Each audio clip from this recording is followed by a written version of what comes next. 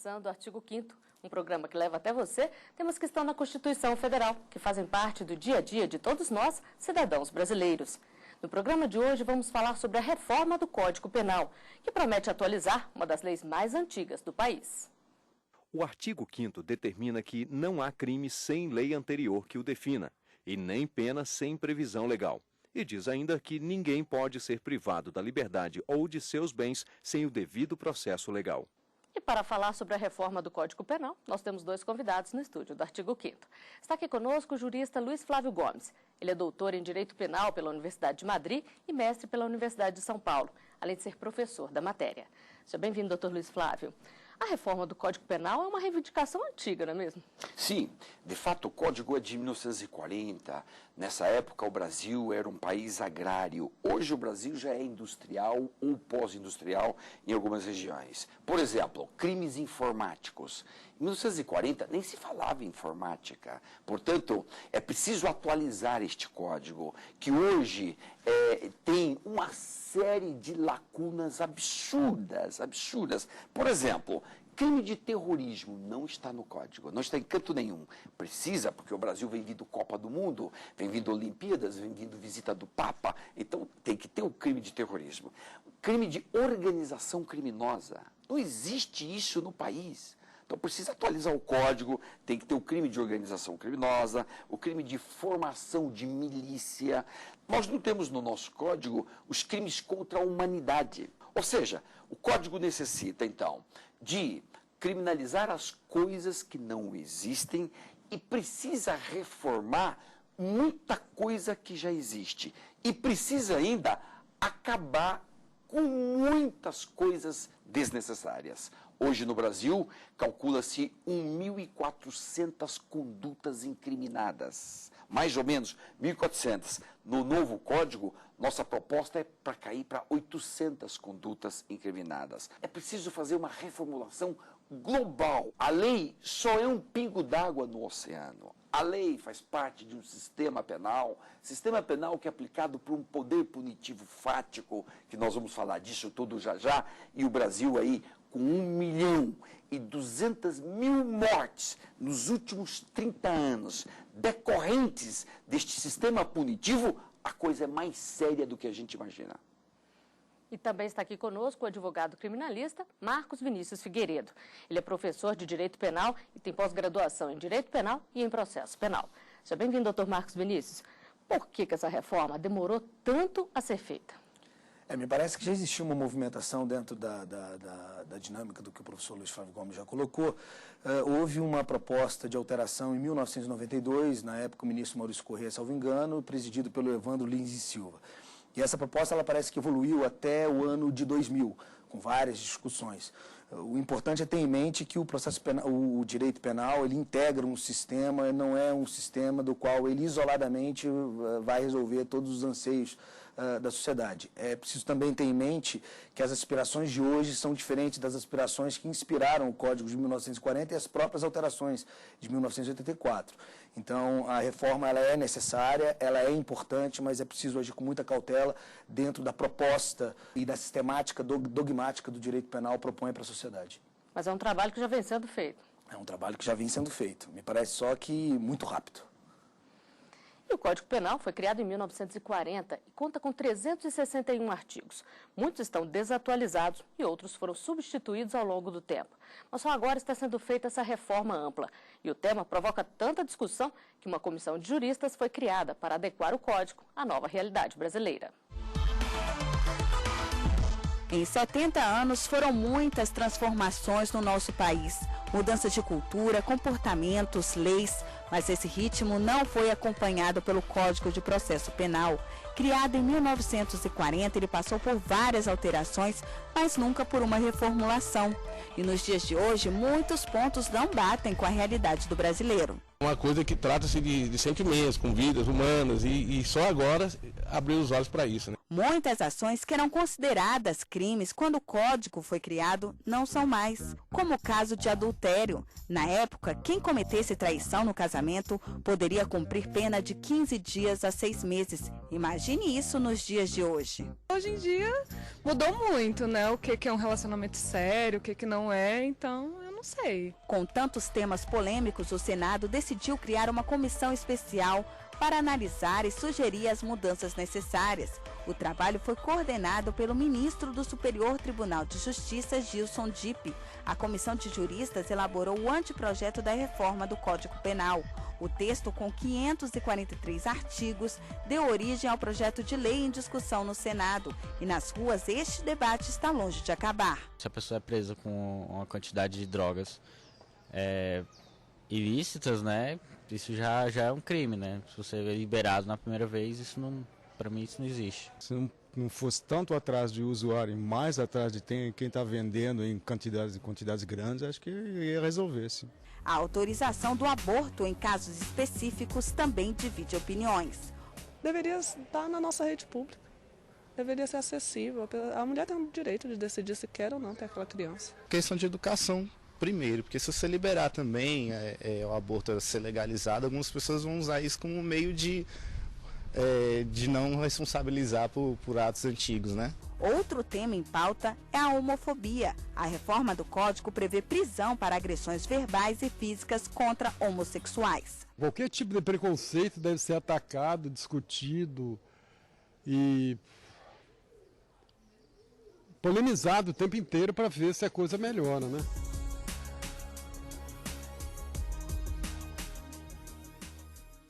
Doutor Luiz Flávio, o senhor participou da comissão. Como é que foi o trabalho? Foi muito difícil chegar a esse consenso para o projeto de lei? É difícil, porque o Código Penal, ele é a lei mais importante depois da Constituição. E por que mais importante? Porque cuida daquilo que é crime e daquilo que não é crime, da liberdade da prisão. E também cuida de temas extremamente polêmicos em razão de religião, crenças, sua filosofia de vida, etc. Foi difícil. A comissão tinha 16 membros no começo, depois com 14 membros, e cada qual tem sua cabeça. Cada qual tem seu pensamento, um é mais liberal, outro é mais conservador, um é religioso, outro não é tão religioso. E é natural.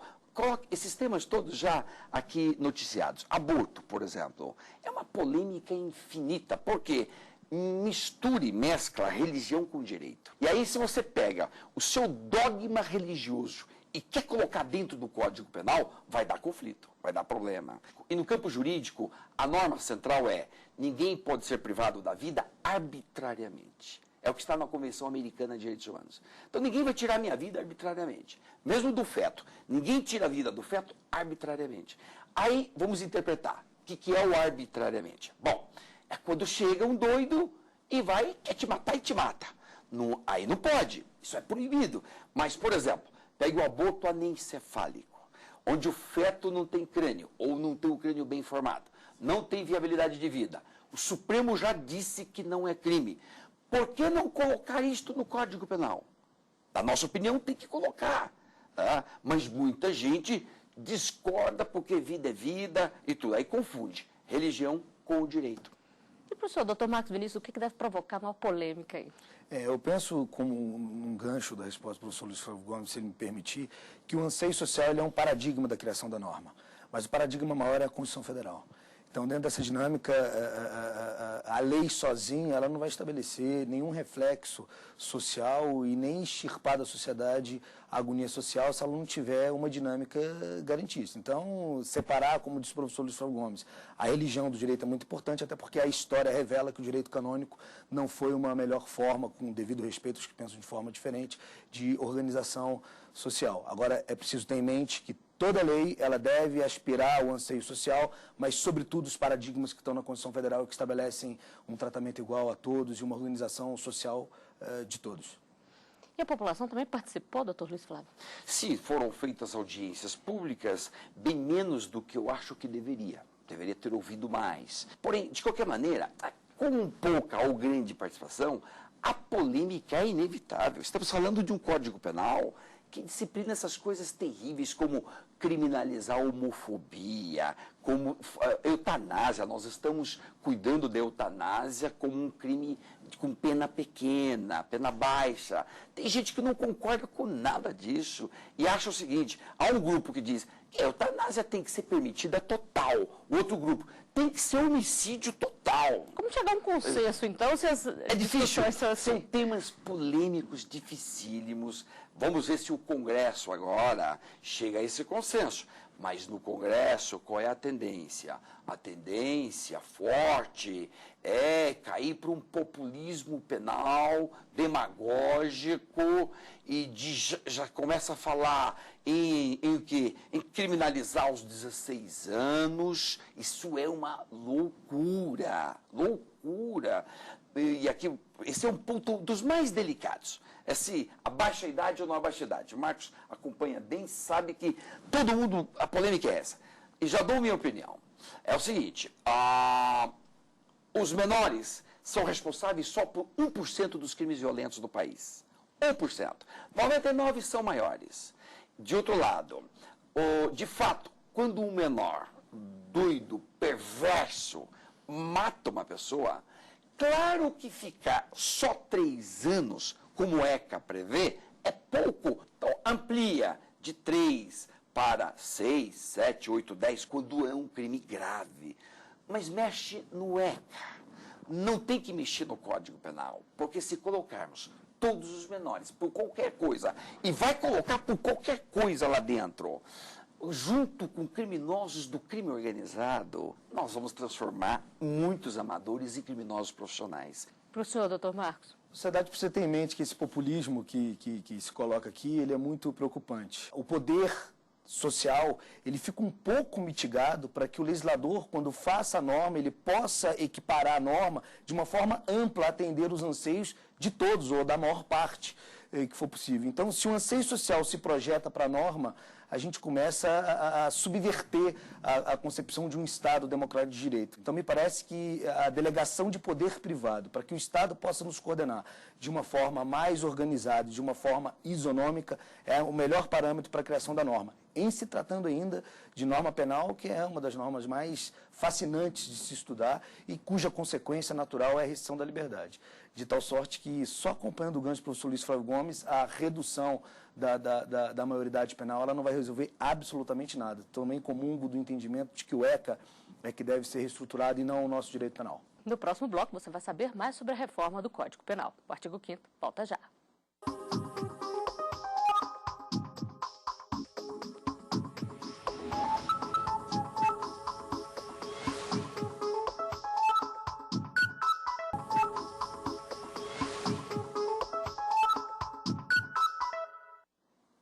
De volta com o artigo 5º. Os nossos convidados são o advogado Marcos Vinícius Figueiredo, professor de Direito Penal, e o jurista Luiz Flávio Gomes, que participou da comissão criada no Senado para discutir as mudanças. No programa de hoje, estamos falando sobre a reforma do Código Penal. O texto final com as propostas da comissão de juristas foi entregue ao presidente do Senado, José Sarney, em junho deste ano. O projeto de lei elaborado a partir deste estudo tem 543 artigos. Doutor Luiz Flávio Gomes, como é que é agora a votação desse projeto de lei? É feito em blocos, tem que ser votado tudo? Como é que é essa discussão? Está tramitando pelo Senado, em primeiro lugar. O presidente Sarney prometeu que no mandato dele, ele encerra aprovando esse código, ou seja, até dezembro, no Senado. Depois vai para a Câmara dos Deputados. Aí o debate é infinito. Eu acho que antes de 2014 esse código não está pronto. Não vai dar tempo, não tem jeito. Agora, o que eu gostaria só de sublinhar, os parlamentares o que tem que entender é que o código é só uma gota no oceano, que a coisa é muito mais séria, que nós vivemos hoje um momento de insegurança absoluta do país e a violência é muito grande. O Brasil é o 20º país mais violento do mundo, E os 19 que estão na frente dele só tem países pobres. Aí a pergunta, o que é que faz um país rico dentro dos 66 países mais violentos do mundo? O que faz é um país rico, mas desigual, rico, mas injusto. A cada 9 minutos mata um no Brasil. A cada 9 minutos. Nosso programa já está aqui há 18 minutos, 2 já morreram. 2 já foram assassinados. Isso é um massacre, é um extermínio geral. Isto é que nós temos que trabalhar, urgente. O Brasil tem que voltar sua atenção para esse massacre, urgentemente. Professor, para o senhor, o que precisa ser mudado? Além da reforma do Código Penal, precisa ir além, então? Sem sombra de dúvidas, a implementação de política social que o professor Luiz Flávio Gomes colocou aqui. O direito penal ele não caminha distante dessa intervenção forte e firme do Estado. Vamos pagar bem o policial, instruir bem o policial, vamos melhorar a magistratura e o poder judiciário, equiparar o Ministério Público e as defensorias públicas e implementar, sobretudo, a política social. O direito penal isoladamente dentro de um sistema em que envolve processo penal, Constituição Federal, lei de execução penal, sistema penitenciário nosso, que é muito arcaico, a modificação da lei isolada não vai desagoniar uma sociedade que está intimamente agoniada com essas questões criminais, medo e etc. E nas ruas as pessoas falam sobre a reforma do Código Penal. A equipe do Artigo 5º foi conferir as opiniões. O Brasil mudou muito, né, da década de 40 do século passado para os nossos dias, é uma outra realidade, então o Código Penal já não consegue contemplar, né, a realidade atual. Sendo de 1940, né, deixa muito a desejar, que vão se criando leis e esquecendo o código, entendeu? E as pessoas ficam assim, o que vale, a lei ou o código? Muitos crimes estão com penalidades severas e outros nem estão presentes no código, que não é bem o que a sociedade de hoje precisa. Choca um pouco saber uma norma de uma importância desse tipo, né, que influencia tanto na liberdade das pessoas, né, na forma como elas agem e sentem o mundo, que seja uma norma tão antiga. Alguns pontos têm que ser renovados, têm que ser revistos, né, porque não dá para a gente conviver hoje, já no século XXI, com um código tão antigo assim, né? Ele não vai suprir as nossas novas necessidades. Professor, as pessoas falam muito da necessidade da reforma, mas elas têm a consciência do quanto isso influencia na vida de todos nós? Não, talvez a sociedade não tenha essa consciência, o cidadão leigo não. Agora é preciso ter em mente que não se pode depositar na norma penal a solução de todas as agonias sociais. A função do direito penal, como qualquer outro ramo do direito, é tutelar condutas, proteger bens jurídicos. E dentro dessa concepção e com a aplicação da pena e as teorias, que nós gastaríamos aqui uma infinidade de tempo para discutir, se busca de uma forma secundária eliminar a criminalidade. Mas a função principal do direito penal não é eliminar a criminalidade, mas criar condutas de acordo com as novas aspirações. Dentro dessa evolução tecnológica, cibernética, eletrônica, o código precisa sim ser modificado, mas dentro de uma dinâmica de paradigmas que não fuja muito do que a nossa Constituição Federal estabelece. Von List já dizia, a fonte única do direito penal é a lei. E por que é a lei? Porque é a garantia que se estabelece em favor do cidadão, em saber que o Estado não vai interferir na esfera da sua liberdade de forma arbitrária. Quando o doutor Luiz Flávio, um dos entrevistados falou ali que fica sem saber o que vale, o código ou a lei. Os dois têm validade, não é mesmo? Sim, na verdade, o código está dentro de uma lei. A questão mais séria é quando o código ou a lei conflita com a Constituição, sobretudo com o artigo 5º da Constituição. Aí é que gera um problema. Mas a população deveria ser informada. O debate de temas polêmicos, acho válido. A população tem que ser bem informada. Mas ela tinha que ser informada que o sistema hoje não funciona bem porque nós temos, só dou um exemplo, 135 mil inquéritos de homicídios parados e instaurados até 31/12/2007. E nós não sabemos quem anda matando, por que anda matando e quem anda morrendo. O país não está preocupado com essas mortes. Então, o mais grave é a população saber, a polícia não tem estrutura, ela está sucateada. Polícia técnica praticamente acabou no país todo. Não tem polícia técnica que faça uma investigação precisa. Salvo um ponto ou outro. Conclusão, é aí que está o gargalo. E o que é preciso fazer para mudar isso? Claro que tem que fazer é que nós temos que mexer nas bases, na estrutura socioeconômica e colocar todo mundo na escola. Mas depois disso, a polícia tem que estar estruturada, tem que ser prioridade. a política de segurança no Brasil não pode ser só uma política de discurso. A polícia está desestruturada no país. Acabou. Então, remexer, refazer a polícia, etc. e tal. Então, coisas básicas é que tem que mexer. Não ficar só com discursos populistas, duro. A mídia também acaba contribuindo muito só para esse discurso, mas não tem solução concreta. Então, tem que partir para soluções concretas no nosso país. Do contrário, 1.200.000 a cada 9 minutos uma morte, vai continuar a cada 9 minutos um assassinato no nosso país. Impune, pior, impune. Não dá, a impunidade gera violência. Professor, e o que foi aprovado pelo Código, vale desse ponto para frente ou em algum caso a lei pode retroagir? A sociedade precisa ter em mente que o Estado precisa dar uma resposta muito maior do que a lei.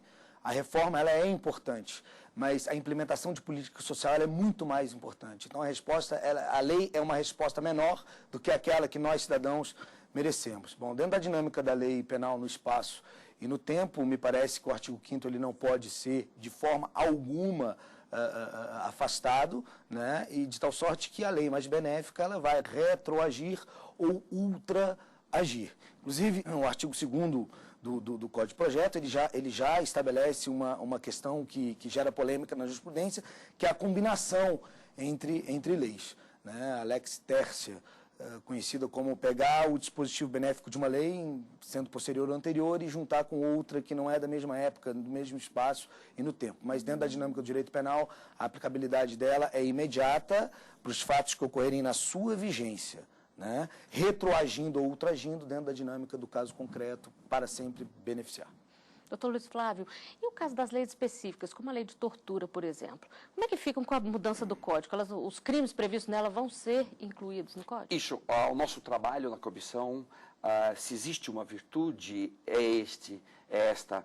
Nós trouxemos todas as leis para dentro, salvo os crimes militares, o único que ficou. Tudo veio para dentro do Código. Para ficar no único código, aí nós podemos entender melhor, saber o que é crime e o que não é crime. Tortura e tantos outros, todos vieram para dentro do Código. Na tortura, por sinal, a pena no Brasil hoje é de 2 a 8 anos, nós entendemos que é uma pena baixa para o crime de tortura, então aumentou um pouco, vai de 4 agora a 10 anos. Abuso de autoridade no Brasil tem pena máxima de 6 meses. É uma lei feita na época da ditadura militar. Claro que eles não iam colocar pena alta para eles, né? Então, ajustamos tudo isso, fizemos ajustes. Há alguns erros claríssimos. Por exemplo, abandono de uma pessoa, abandono de um animal. O abandono do animal ficou com pena maior do que abandonar uma pessoa. Erro claríssimo, vai ser corrigido rapidamente. Tem que corrigir. As coisas que não estão bem propostas têm que ser corrigidas, né? Agora, as bem propostas têm que ser mantidas e há algumas que vão gerar muita polêmica. Assim é a feitura de qualquer lei, mas especialmente da lei penal, que é uma coisa que mexe com a vida de todas as pessoas. E para o senhor, professor, o que precisa ser feito aí para que esse código seja atual e válido realmente? Eu acho que, aproveitando o gancho do nosso professor Luiz Flávio Gomes, as críticas elas são necessárias. Se o próprio Carnelucci dizia que a evolução da ciência está vinculada às críticas, por que não a nossa lei? Ela ressente de muitas reflexões, de algumas críticas também, mas merece também muitos elogios, né? Afinal de contas, houve um estudo rápido para uma conclusão de 543, salvo engano, artigos, mas a gente sempre vai voltar na concepção de que o paradigma não pode ser só a vontade social, mas sempre também a vontade, sobretudo, da nossa lei maior, que é a Constituição Federal. E para isso é preciso que a sociedade participe, os operadores do direito também participem, sejam provocados a tomar conhecimento de um projeto que tem, salvo engano, quase que 500 laudas. Então é preciso que a comunidade conheça, é preciso que os operadores do direito conheçam, para que a gente possa opinar e formalizar uma lei que amanhã nós esperamos que, diante de um Estado forte, ela possa prosseguir no tempo. E a ideia é que isso se mantenha sempre atualizado, professor? Sim, aí estando tudo no código, é tudo mais fácil de entender, mais fácil de explicar, e o juiz, então, vai poder aplicar a lei também de maneira mais correta, mais coerente. E que este código dure, perdure. Mas a sociedade modifica permanentemente, é natural os avanços sociais. Então, quando necessário, vai, corrige, mexe, mas mexe em um único lugar, porque o Brasil aprovou 136 leis de 40 até 2010, 136 leis penais. Aí fica uma coisa desorganizada geral. Hoje ninguém sabe o que é todos os crimes, quais são todos os crimes do Brasil. Ninguém sabe, ninguém tem a mínima ideia em virtude da bagunça. Então nós temos que organizar reserva de código, tendo dentro do código, mas sempre repetindo, código é necessário, um código bom, tem que ser tecnicamente bom, está perfeito, mas não vai a população se iludir que o código bom resolveu o problema. Depois vem a aplicação dele, estruturas para aplicar. É bem complexo o tema. Bom, com essas considerações, nós chegamos ao final de mais um Artigo 5º. Dr. Marcos Vinícius, Dr. Luiz Flávio, eu agradeço a presença de vocês aqui conosco. E você também pode fazer parte do nosso programa, mandando sugestões para o e-mail artigo5@stf.jus.br. A gente se vê na semana que vem. Até lá.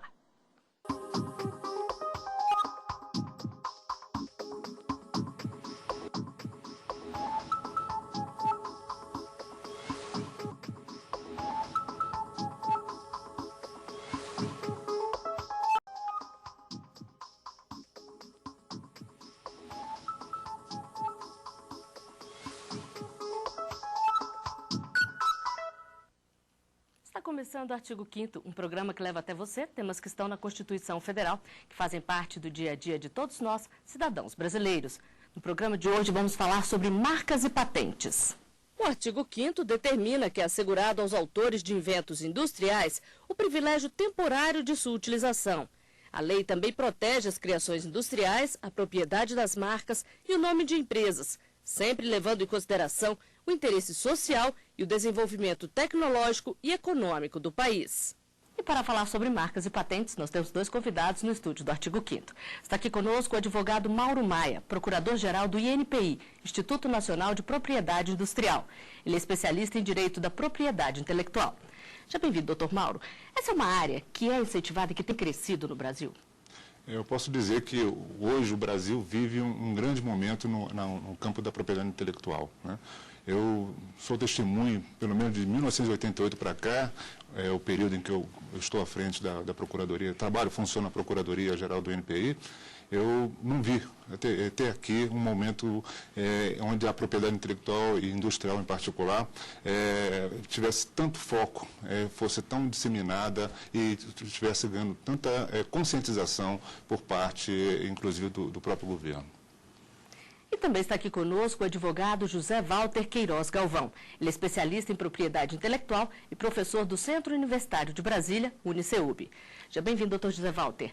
No Brasil, a propriedade intelectual é respeitada?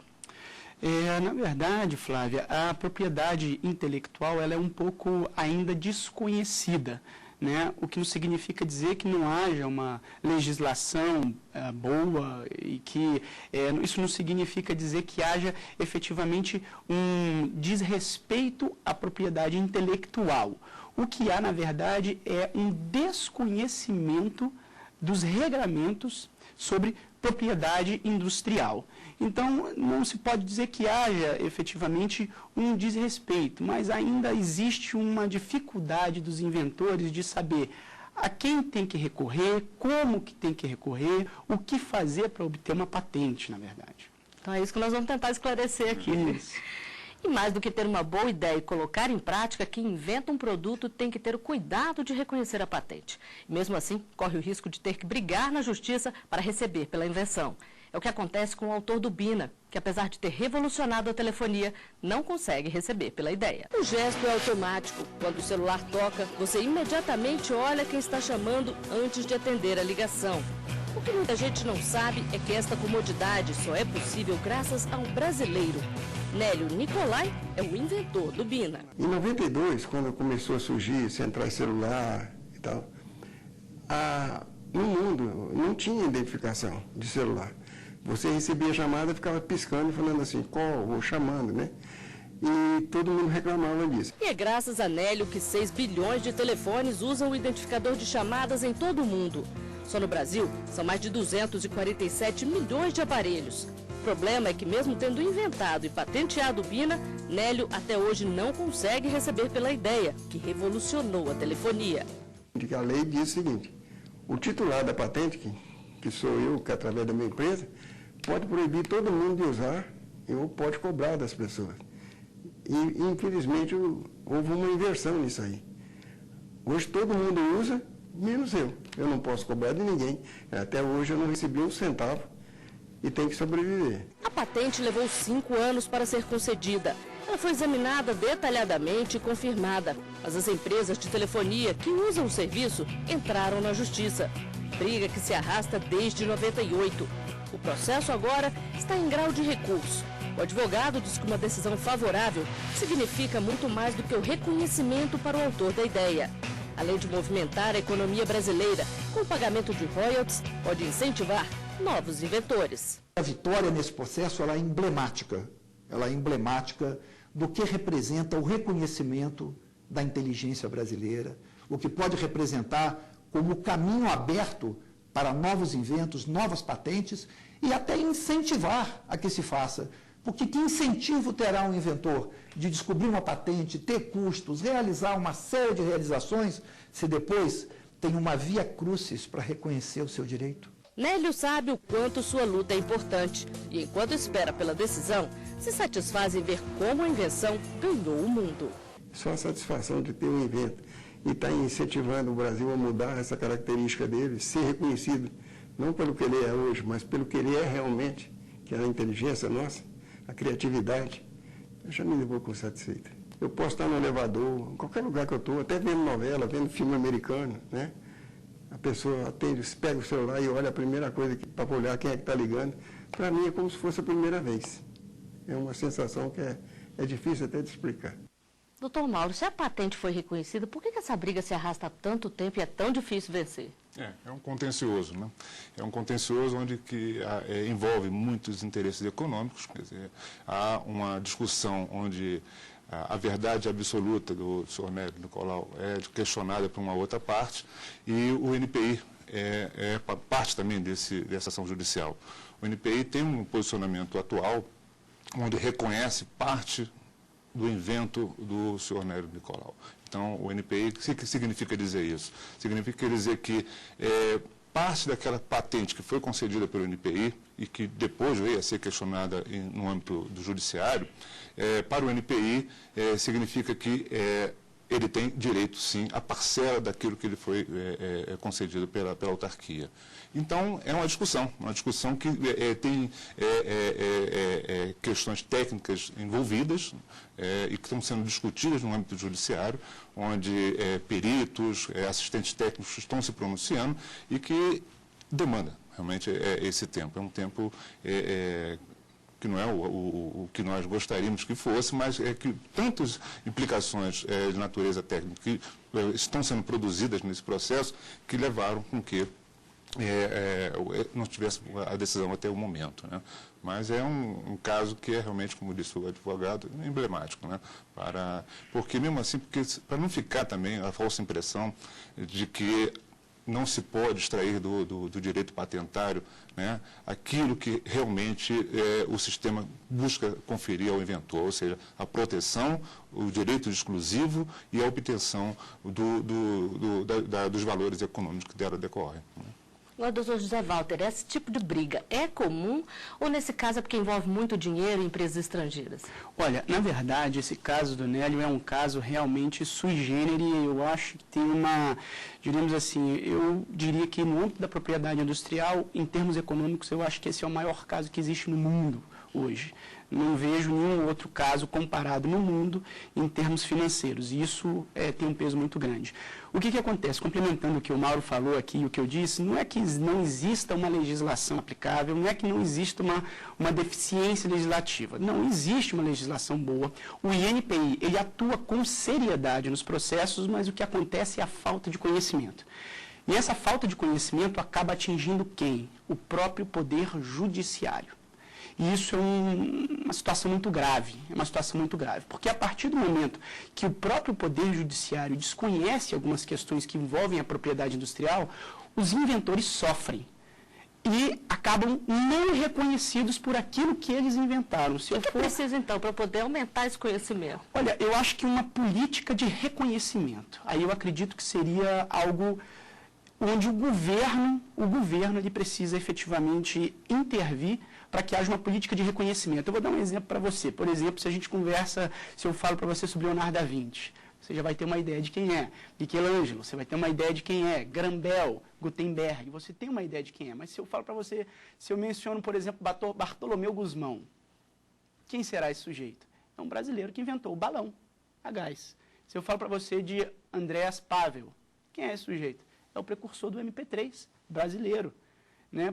Por que a gente... O Padre Landel, não sei se esse programa está sendo transmitido por rádio, mas se tiver, nossa voz está chegando até os ouvintes, graças ao Padre Landel, que é o grande inventor do rádio, que é um brasileiro. Por que a gente não ouve? Por que a gente não ouve o nome de Nélio Nicolai, por exemplo? Porque não existe, eu acredito, uma política, e eu não digo aqui nada com relação ao INPI, porque o INPI ele tem exercido uma função hercúlea. Só que cadê aquela política de reconhecimento dos inventores brasileiros? Cadê essa divulgação maior da propriedade industrial? Por que os juízes conhecem tão pouco?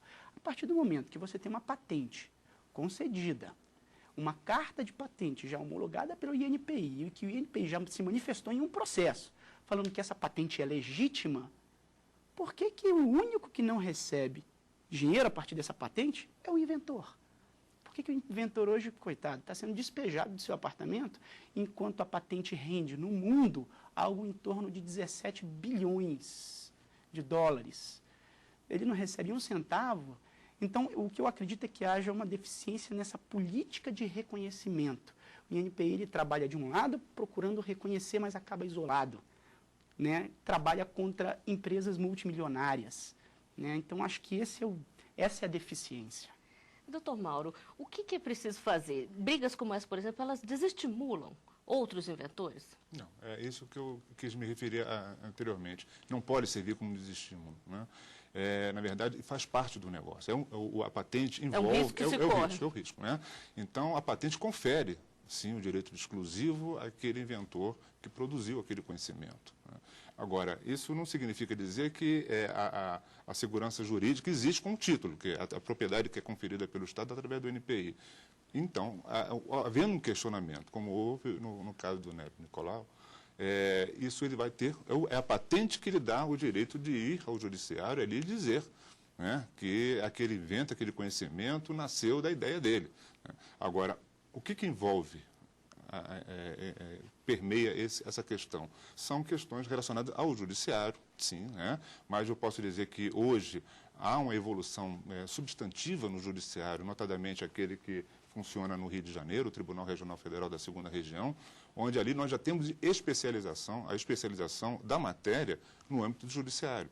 Então, naquela região, existem 4 varas e 2 turmas já especializadas em propriedade industrial.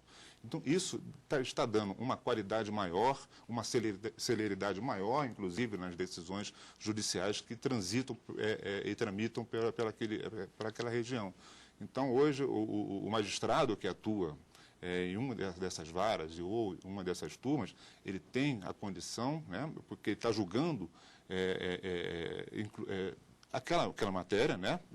E foi dada a oportunidade aí de especialização. Isso está sendo muito bom, isso está refletindo muito na qualidade das decisões judiciais e na celeridade que também se atribui quando se tem a questão do contencioso. Para você ter uma ideia rapidamente, né? Naquela região você consegue hoje ter uma decisão judicial em 1 ano e meio, em primeira e segunda instâncias. Né? Isso em termos de Brasil, muito bom. Né? E tem alguns casos que até que, por estratégia processual, não há nem interesse de ir para a 2ª região, porque existem casos que você não quer decisão rápida. Olha, aí inverte toda essa lógica, né? Porque a pessoa quer o quê? Servir-se, valer-se, né, da demora do judiciário quando se tem uma outra estrutura. E vão ajuizando em outras regiões, né? Porque não tem uma região que não é especializada. né? Uma região que não tem a especialização em propriedade industrial, onde os magistrados, né, não têm essa especialização na matéria. Então, se valem também, então tem buscando a estratégia de processo, né? Então, que aí também está se deparando com essas questões também. No próximo bloco, nós vamos explicar o que é preciso fazer para poder registrar uma patente. O artigo 5º volta já.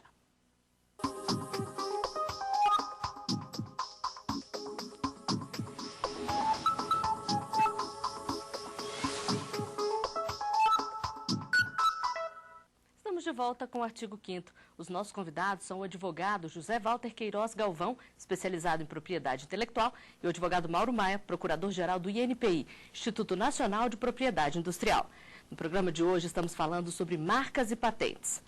E nas ruas as pessoas falam sobre os direitos dos inventores. A equipe do artigo 5º foi conferir as opiniões. Esse é o elemento que inventou.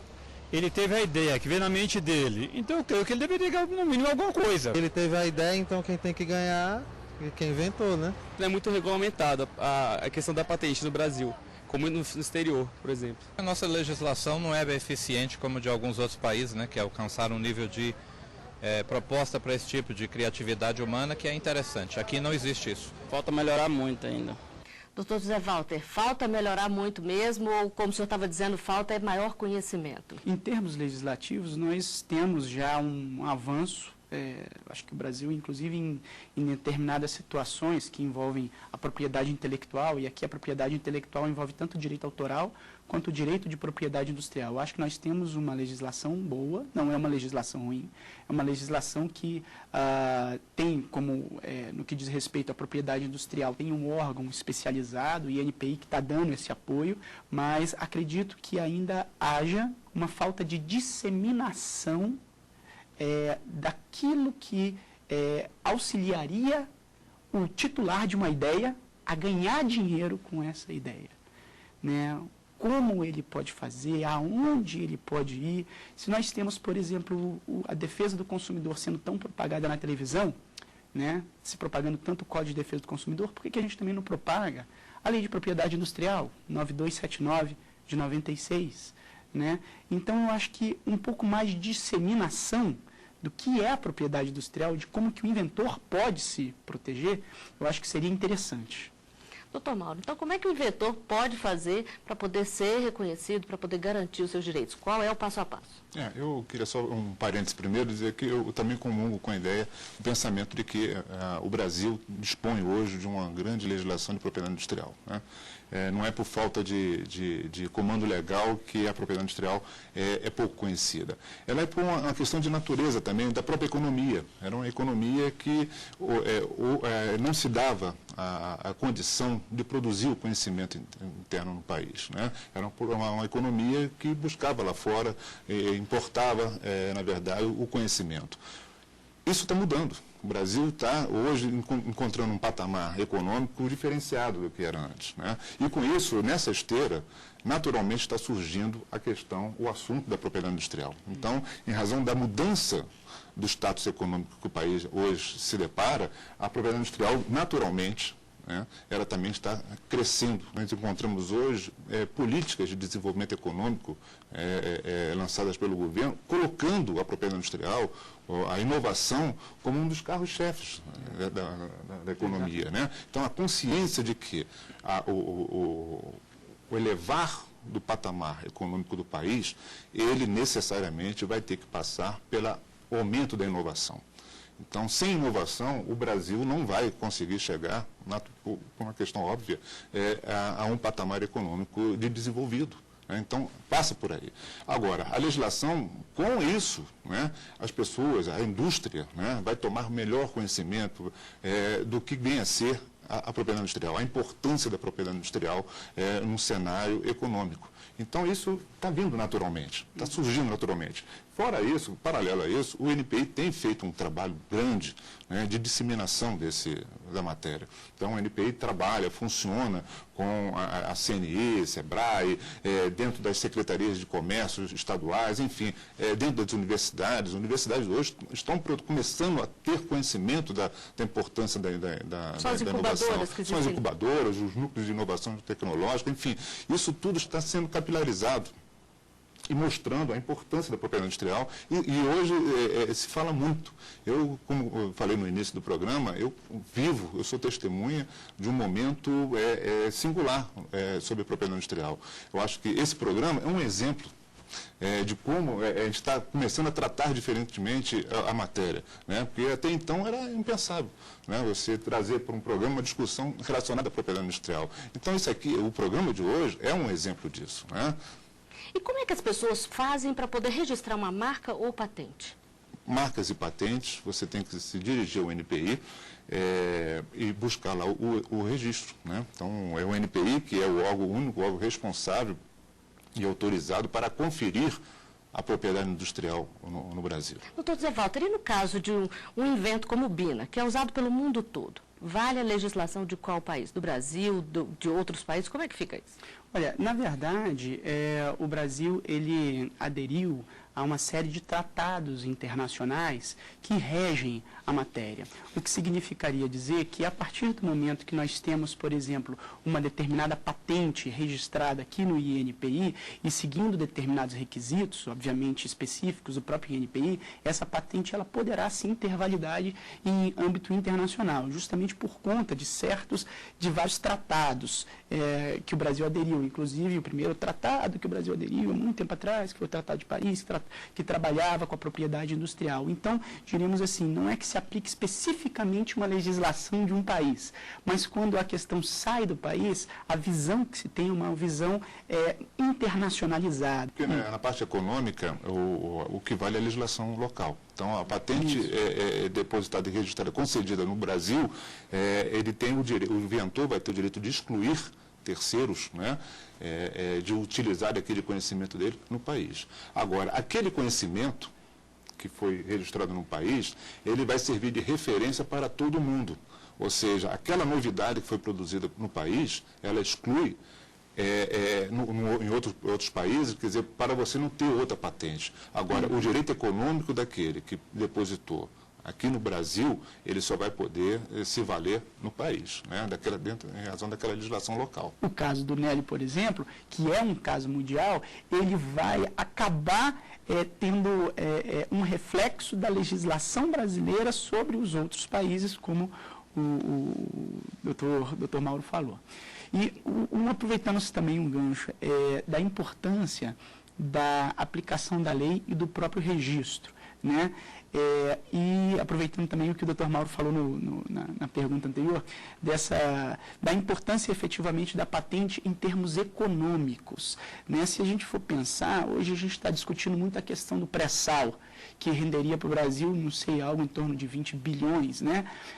Se formos pensar na BINA, né, por dados estatísticos que nós temos e o impacto econômico que teria aproveitamento de royalties, seria, sem o Brasil ter que fazer esforço nenhum, aproveitamento cerca de 5, 6 bilhões em royalties, né? Então, só complementando essa importância da patente. E nas ruas as pessoas têm dúvidas sobre o assunto. A equipe do Artigo 5º foi conferir. Se eu tenho uma ideia de um produto, como eu posso saber se já tem um igual ou não? Doutor Mauro, onde buscar essa informação? Também no NPI. Mas é de fácil acesso? Está no site, por exemplo? O NPI hoje dispõe de um banco de dados, um banco de patentes, que tem 20 milhões de documentos, de referências de patentes, de conhecimentos. Aquilo que foi depositado a nível mundial, né, o NPI dispõe dessas informações. Então, em qualquer área do conhecimento, o NPI dispõe hoje desse banco de patentes. É lá que a pessoa que queira desenvolver algum conhecimento para saber, e inclusive até a partir dali, né, daquele estado da técnica que existe atual, você pode produzir inovações a partir daquele estado da técnica, né? Ou seja, daquele conhecimento atual de determinado produto. Então você vai no NPI, olha, o estado da técnica é esse, o conhecimento é esse, e a partir daqui você pode produzir outras inovações, porque é assim que gira o círculo virtuoso da propriedade industrial. Ou seja, é aquela pessoa que vai para a bancada se debruça, produz esforços muito grandes de inovação. Em troca daquilo ali, ele vai para o NPI, o Estado, através do NPI, confere aquele título de exclusividade, mas com que intenção? Daquele conhecimento ser disponibilizado para terceiros. Então, é assim que gira, porque o terceiro também tem que ter acesso àquele conhecimento que foi produzido, porque dali ele pode gerar também novas inovações. E o que pode ser patenteado ou registrado como marca, doutor? Quando eu converso com os meus alunos, e eu gosto de fazer essa colocação, eu parto do princípio do now.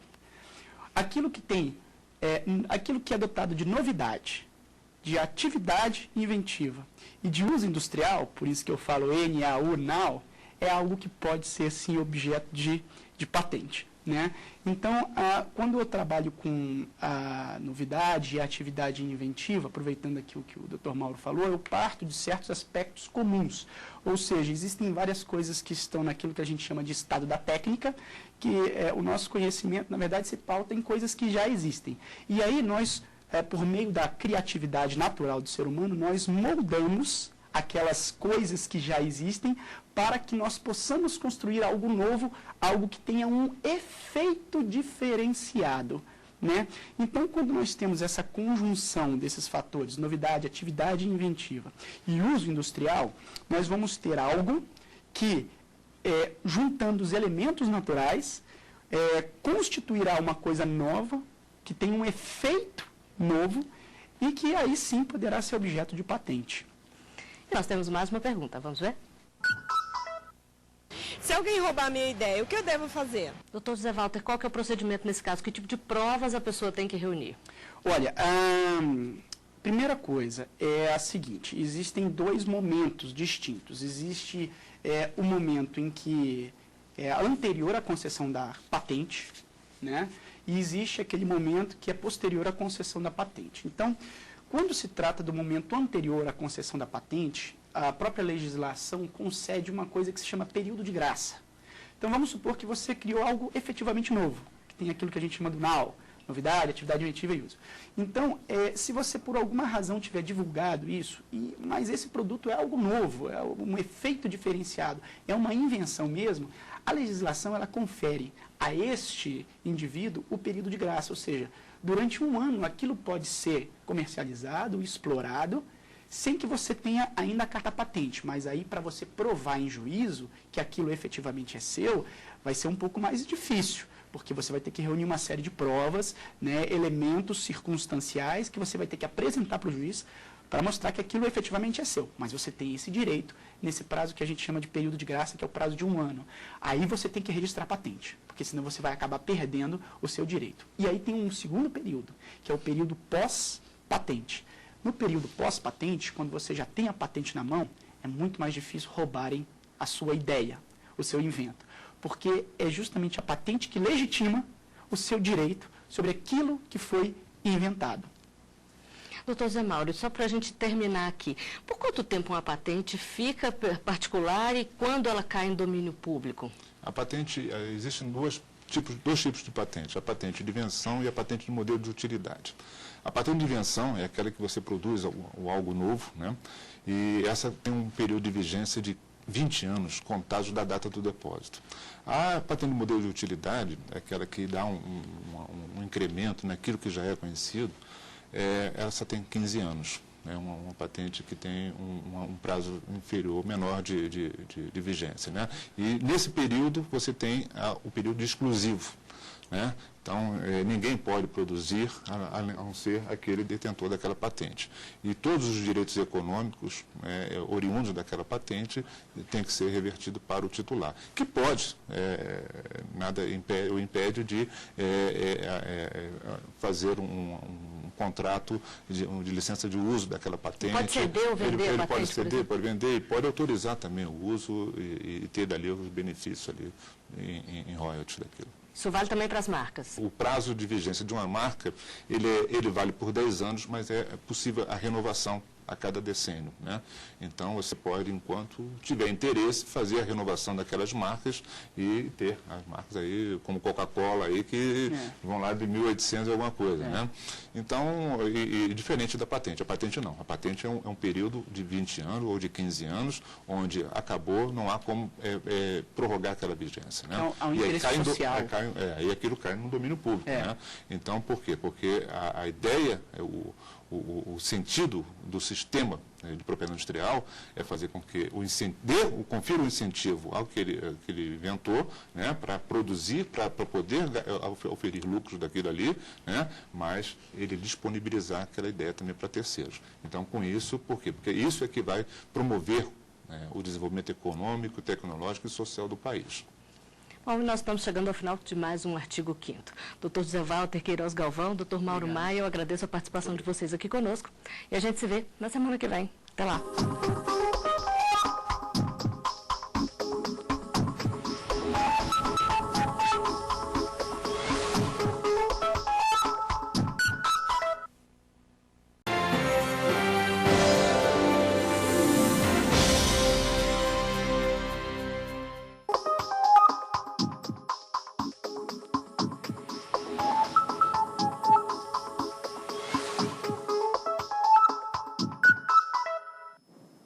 Está começando o Artigo 5º, um programa que leva até você temas que estão na Constituição Federal e que fazem parte do dia a dia de todos nós cidadãos brasileiros. No programa de hoje vamos falar sobre racismo.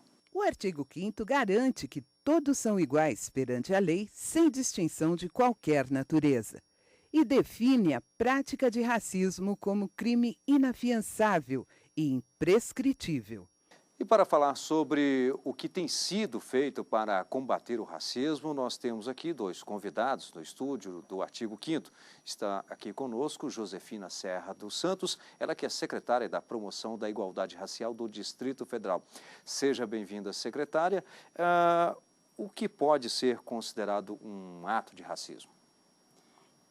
Um ato de racismo, digamos assim, é quando... infelizmente, a maioria das vezes a sociedade ou as pessoas discriminam toda uma raça, né? E, digamos assim, você me agride um indivíduo indiretamente, mas nesse contexto você está agredindo toda uma raça. Aí eu dou como exemplo o racismo que existe e que é contra os negros, infelizmente, e um outro caso de racismo que todo mundo sabe, que foi o Holocausto. E nesse sentido você considera o que é racismo, que é diferente da discriminação. Posso demonstrar que através de mim eu digo como é que eu venci um monte de discriminação. Fala assim, várias discriminações. Negra, mulher, nordestina e ex-empregada doméstica. Para você conseguir isso, um dos elementos para você conseguir isso, que eu ultrapassei todas essas barreiras, foi através da educação. Bom, está aqui conosco também o Dr. João Paulo Todi, vice-presidente da Subcomissão de Direito Penal da OAB, da Seccional Distrito Federal. Seja bem-vindo, doutor João Paulo. Bom, o fato de a Constituição definir o racismo como crime inafiançável e imprescritível tem ajudado a inibir o preconceito? Bom, em verdade, não é a pena, nem a possibilidade de ser imprescritivo, nesse caso, que vai tornar o indivíduo menos agressor ou menos ofensor, né? Não se deixa de cometer crime por causa das penas previstas, né? Se sabe que se deixa de cometer crime por uma educação, por uma orientação, e o que a Constituição Federal buscou ao torná-lo inafiançável, né, imprescritível, foi na busca de torná-la mais severa, até no sentido de considerar o crime de racismo como um crime hediondo, porque, como a própria secretária já informou, ela não agride um indivíduo especificamente. Na verdade, o ofensor, ele ataca toda uma etnia, ou todo um grupo religioso, ou até mesmo qualquer outro estereótipo, né, utilizado. E para evitar que haja essa segregação dentro da própria sociedade, que toda segregação é negativa para a construção da sociedade, ela acaba que torna muito mais severa a tratativa penal, né, sobre esse tipo de crime. O preconceito no Brasil é histórico e mesmo com a lei que define como crime, muita gente ainda é vítima de racismo. A luta contra esse tipo de atitude ganha força com o exemplo da baiana Luizlinda, que venceu obstáculos e se tornou a primeira juíza negra do país. A baiana Luizlinda Dias Santos tem muita história para contar, a maioria de preconceito e discriminação racial. Ouviu muito desaforo, mas não abandonou o sonho de se tornar a primeira magistrada negra do Brasil. Para ela, a luta é diária. Geralmente eu vou para casa, choro, mas eu digo que eu recebo uma chibatada de manhã, recebo outra meio-dia e a da noite já fica pronta. Mas quando eu me vejo livre da noite, eu levanto, mas eu levanto com força total. Os negros enfrentaram o racismo logo na chegada ao Brasil durante o período colonial. Eles vieram para servir de escravos nos engenhos de cana-de-açúcar. O processo de libertação foi lento. A abolição da escravatura com a Lei Áurea só ocorreu em 1888. Em 1951 foi editada a Lei Afonso Arinos. O racismo no Brasil passou a ser contravenção penal, mas só em 1988, com a promulgação da Constituição Federal, o preconceito racial foi considerado crime imprescritível e inafiançável. Em resposta à mudança da Constituição Federal, veio a lei em 1989, a Lei 7.706, que instituiu propriamente o crime de racismo e aí deu a ele um tratamento mais severo. Sofreu alterações ao longo dos últimos anos, mas de qualquer maneira foram alterações cada vez acentuando mais a importância e o significado do combate ao racismo no Brasil. Apesar da liberdade concedida, os negros ficaram presos até os dias de hoje ao preconceito racial. O tempo passou, a sociedade evoluiu, mas algumas ideias, na verdade várias ideias, permanecem involuídas. Por exemplo, essa ideia de que cor é critério de superioridade ou inferioridade. Casos de racismo costumam ganhar repercussão nacional. Um deles ocorreu neste cinema que fica num shopping aqui em Brasília. A funcionária que trabalha na bilheteria denunciou que foi ofendida por um cliente que é psicanalista. Ela, que é negra, teria sido insultada depois de pedir para o homem que chegou atrasado à sessão aguardar na fila. Para a juíza Luizlinda, casos de racismo e preconceito são ainda comuns. Estavam acostumados a nos dar somente a vassoura e o pano de chão, e não uma caneta. Para tentar combater este tipo de comportamento, o Estado vem disponibilizando políticas públicas para garantir a inserção dos negros na sociedade de forma igualitária e justa. Recentemente, o Supremo Tribunal Federal confirmou a constitucionalidade do sistema de cotas aplicado em algumas universidades públicas do país. Depois de estudar muito e ser a primeira magistrada a proferir uma sentença contra o racismo no Brasil, Luizlinda se emociona. Me deu assim um alento muito grande. Eu cumpri a minha missão. Aliás, como sempre eu faço, eu procuro sempre não errar. O negro não pode errar. Ninguém pode errar, mas o negro muito menos.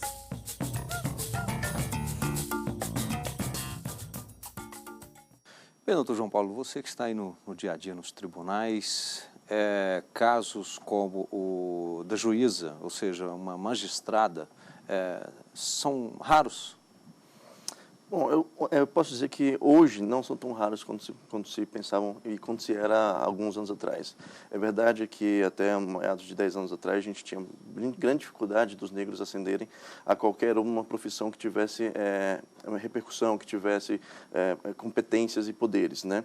Mas nós temos o caso Joaquim Barbosa, que também é um magistrado de cor negra, né? E que é uma das maiores sumidades do país na área do direito.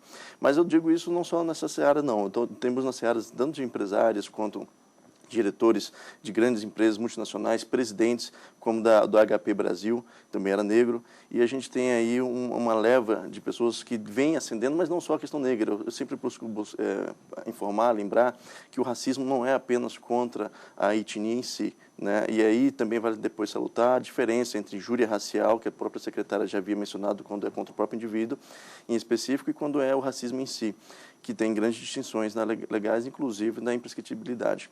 Só que a gente tem que lembrar que os negros, eles são seres como todos nós, e assim como nós, e essa questão do sociólogo colocou, que não é a cor que define a competência ou capacidade, e sim a educação, e sim o ensino e o esclarecimento sobre os principais temas, é que vai levar alguém a algum cargo de ascensão ou não. Eu gostaria de complementar o Dr. Todd. Uma das coisas assim que a gente vem batalhando até para ser combatido a discriminação racial foi quando o governo do Distrito Federal criou a Secretaria da Promoção da Igualdade Racial do Distrito Federal. Isso foi um reconhecimento dele e que já está constatado. Nós negros, aqui no Distrito Federal, somos 57% da população. E se somos 57% da população do Distrito Federal, porque só tem uma secretária negra. Em todo o conjunto, só tem uma secretária negra. E que ele que teve a coragem de criar essa secretaria. E se somos mais de 60% da população no Brasil, por que só tem um ministro negro? Então, a gente continua só exemplificando. Então, é questão de oportunidade, e essas oportunidades surgem através da educação, onde você conta a verdadeira história da contribuição, né, africana e da cultura dentro na população brasileira. Você acredita que as cotas raciais, tão polêmica, né, cotas raciais, ela ajuda nessa diminuição dessa desigualdade? Dá um equilíbrio nesse reconhecimento? Com certeza, tanto é que ajuda e como já ajudou. Tanto é que, em função disso, que houve toda essa repercussão. E por quê? Porque a partir do momento que você tem conhecimento, que você tem acesso à educação e tem conhecimento, você também contribui para toda a sociedade brasileira repensar onde que está essa população que é colocada, que só tem uma, né? Aí você vê até pelas próprias universidades. Quando você chega na universidade, você começa a ver a diversidade da população brasileira. Aí você começa podemos sonhar que daqui a um tempo realmente vai haver uma igualdade racial. Igualdade racial é igualdade de direitos. Né? Porque você é impedido de ter acesso a esse direito e impedido de muito menos exercer esse direito. E quando nós, negros, índios e ciganos, temos acesso a esses direitos, muda toda a concepção da sociedade brasileira. Então é nesse sentido que as cotas realmente veio para mudar essa concepção através da educação, você realmente mudar essa questão de racismo no Brasil e da discriminação. E no próximo bloco você vai saber mais sobre o combate ao racismo. O artigo 5º volta já.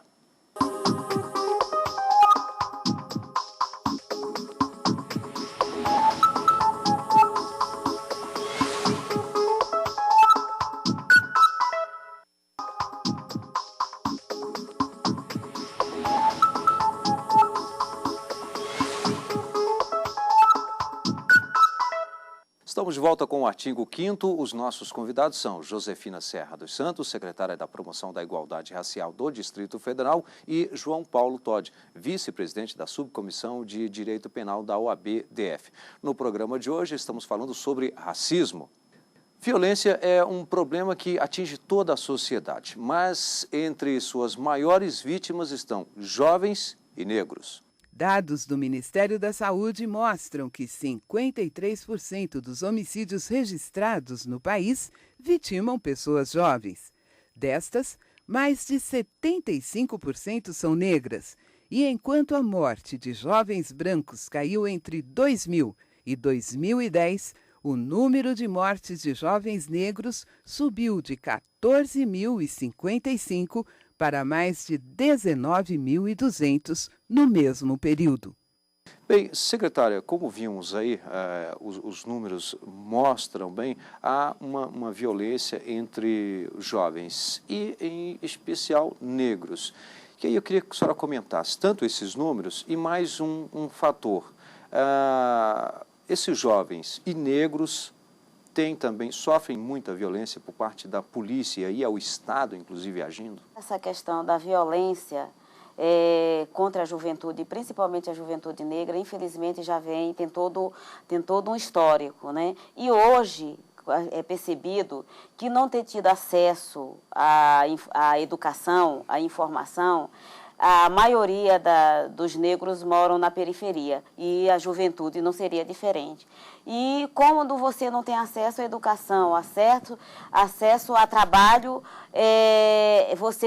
a juventude fica muito mais fragilizada e tem uma outra porta que, infelizmente, que está aí, todo mundo sabe, que é a porta do crime, do crack, né, das drogas, e isso acaba, né, evidenciando na população negra. O que nós temos feito nesse sentido? E junto com o governo federal, com a CPI federal, que foi lançado o plano de enfrentamento ao genocídio da população negra, é que as escolas, né, tenha o tempo integral, trabalhar para que, né, na questão do empreendedorismo para a juventude negra e, principalmente, junto com a Secretaria de Direitos Humanos, a CEPI e a CEPI do Distrito Federal, né, que, infelizmente, aqui o genocídio da juventude negra, o Distrito Federal está em 5º lugar, preparar melhor o aparelho do Estado, que é principalmente a polícia. Então, a gente está tentando fazer, já estamos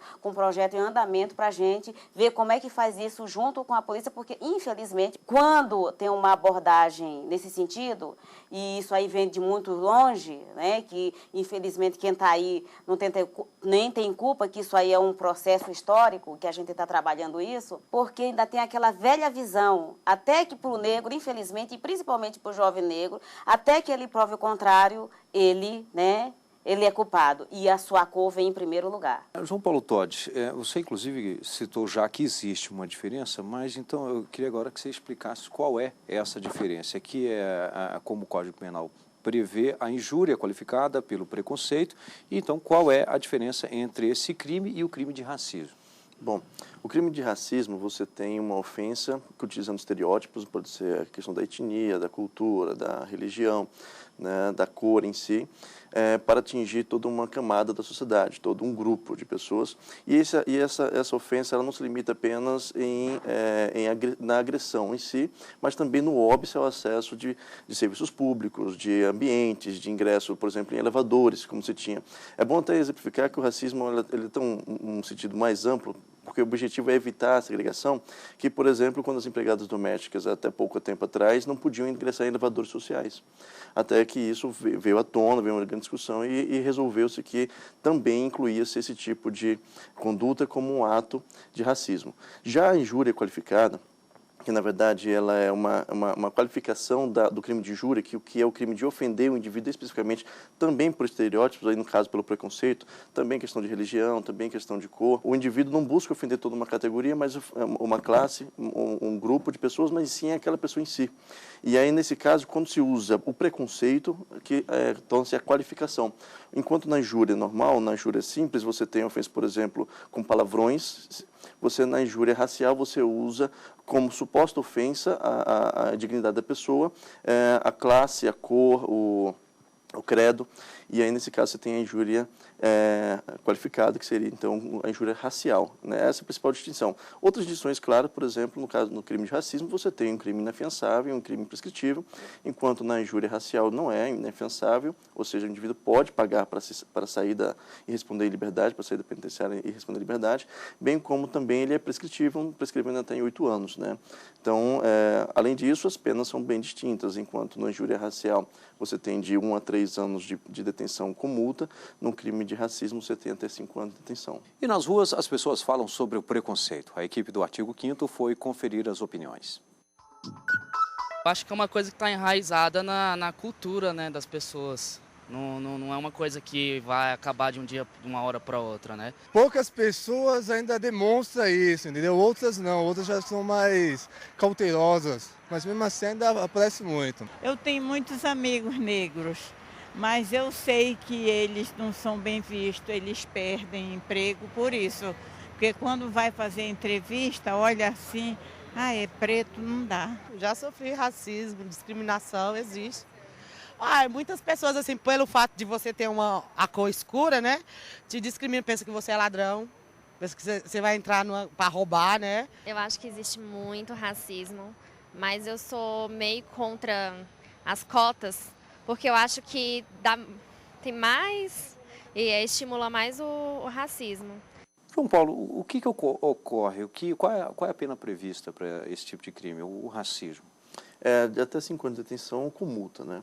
Enquanto na injúria racial você tem de 1 a 3 anos de detenção com multa. Secretária, como nós vimos ali na reportagem, nós tivemos ali uma negra e ela, ou seja, sempre reforça essa coisa de que existe mesmo e está ali bem próximo. Porque uma coisa, às vezes, é a pessoa não comete, também não vê, mas quando a pessoa é negra, ela sente isso, né? Às vezes até sem uma palavra, ou mesmo um próprio gesto, às vezes um olhar já denuncia isso, não? Com certeza. E como hoje as pessoas até pela própria mídia, né? Digamos assim, programas como esse que começaram a colocar, evidenciar esse tipo de coisa, e as pessoas começaram a prestar atenção. Hoje as pessoas estão prestando muita atenção nesses programas, né? Estão começando ver que conhecimento, você começa, sabe até como se defender melhor,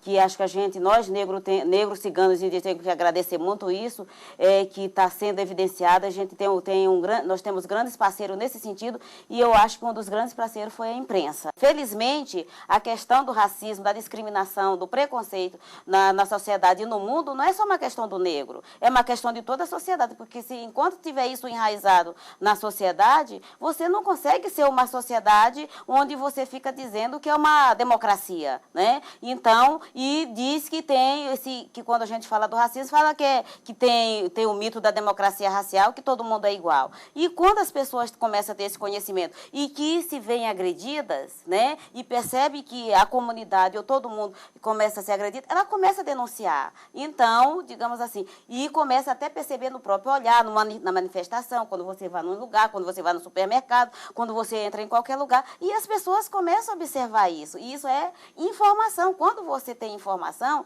quando os meios de comunicação começam a colocar isso em evidência, as pessoas ficam atentas. Então, digamos assim, informação e educação é uma maneira de você eliminar e combater qualquer tipo de racismo, discriminação e preconceito. Chega a ser complicado comprovar o crime? Como se trata de uma questão muito verbal, né, informal, fica difícil a comprovação, né? Mas tendo testemunhas, elas já são muito bem aceitas, bem como vídeos, né, áudios e afins. Mas, como eu falei, a maioria desses atos é espontâneo e ocorre num ambiente, normalmente, em que o indivíduo se sente confortável em fazê-lo e, por isso, normalmente só está ele e o agredido, e acaba tornando mais difícil a comprovação. Entretanto, é de pasmar que no meio digital, na internet, redes sociais e afins, tem se evidenciado um grande volume de agressões e ofensas junto à questão racial, bem como a questão da injúria racial em si. Então, ou seja, é de alarmar como as pessoas estão se sentindo, inclusive, à vontade de ofender em meio de um registro que já é um registro formal, ou seja, você está ali com uma inscrição, está gravado, tem imagens, e mesmo assim as pessoas não se coíbem, né? E é o que a doutora Josefina já falou. Na verdade, não se trata em si da pena. Pode colocar pena de 30 anos. O indivíduo que ele comete crime de homicídio, ele não está deixando de cometer ou vai cometer porque a pena existe. Mas principalmente porque existe uma ausência de educação, existe uma ausência do Estado, existe uma ausência de orientação. E essa orientação, que a própria Josefina já colocou, que é imprescindível para tornar uma sociedade ela igualitária, né? Ela proporcional e ela digna. Secretária, esse racismo ele não está presente apenas no negro, você citou agora há pouco também o cigano, né?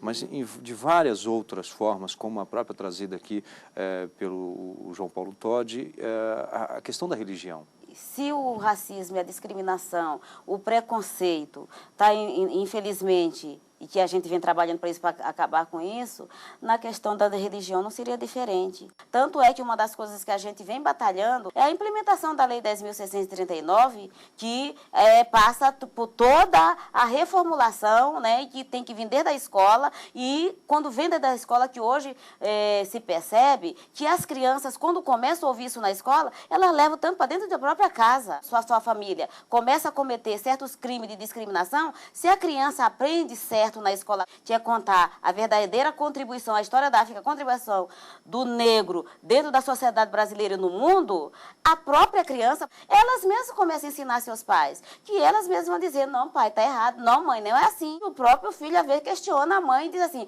tipo assim, a minha senhora me ensina desse jeito e eu ouvi que minha professora falou diferente. Então, a formação de qualquer ser humano passa pela educação.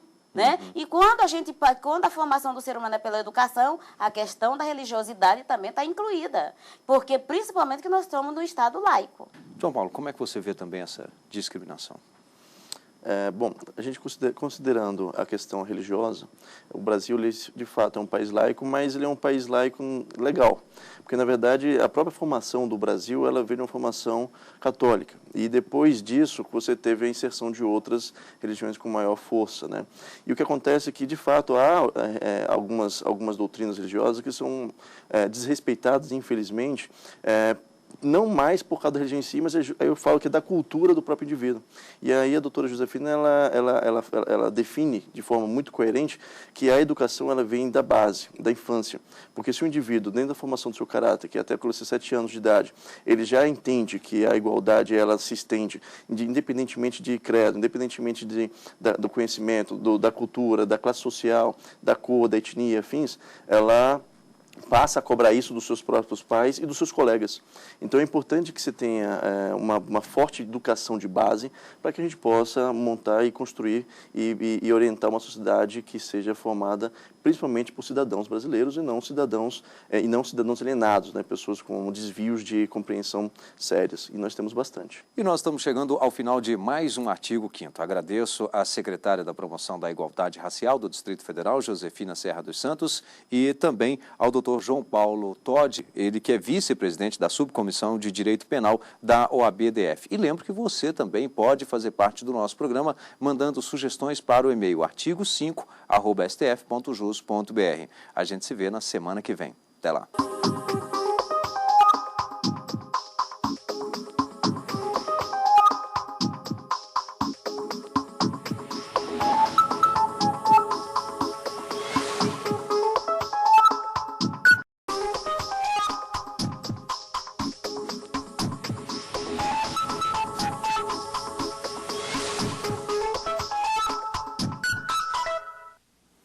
Começando o Artigo 5º, um programa que leva até você temas que estão na Constituição Federal e que fazem parte do dia a dia de todos nós, cidadãos brasileiros. No programa de hoje vamos falar sobre o Tribunal Penal Internacional. Uma emenda constitucional de 2004 incluiu no artigo 5º a determinação de que o Brasil se submete à jurisdição de Tribunal Penal Internacional a que tenha manifestado adesão. E para falar sobre o tema, nós temos 2 convidados no estúdio do Artigo 5º. Está aqui conosco o advogado especialista em Direito Internacional, Valério Mazzuoli. Ele é doutor pela Universidade Federal do Rio Grande do Sul e mestre pela Universidade Estadual Paulista Júlio de Mesquita Filho. Também tem pós-graduação em Ciências Jurídico-Políticas pela Universidade de Lisboa e é professor de Direito Internacional Público na Universidade Federal do Mato Grosso. Já bem-vindo, professor Mazzuoli. A criação do Tribunal Penal Internacional é um avanço muito grande na proteção dos direitos humanos? Uma conquista imensa, uma conquista da humanidade que já vinha sendo construída, principalmente depois da Segunda Guerra Mundial, né, em decorrência dos horrores, das barbaridades cometidas durante esse período sombrio do Holocausto, que ensanguentou a Europa de 1939 a 1945. Então, desde esse momento é que a humanidade vem construindo essa ideia de uma justiça permanente, com jurisdição universal para poder coibir esses piores crimes dos quais a sociedade internacional quer se livrar. Então, é uma das maiores conquistas do direito internacional dos direitos humanos.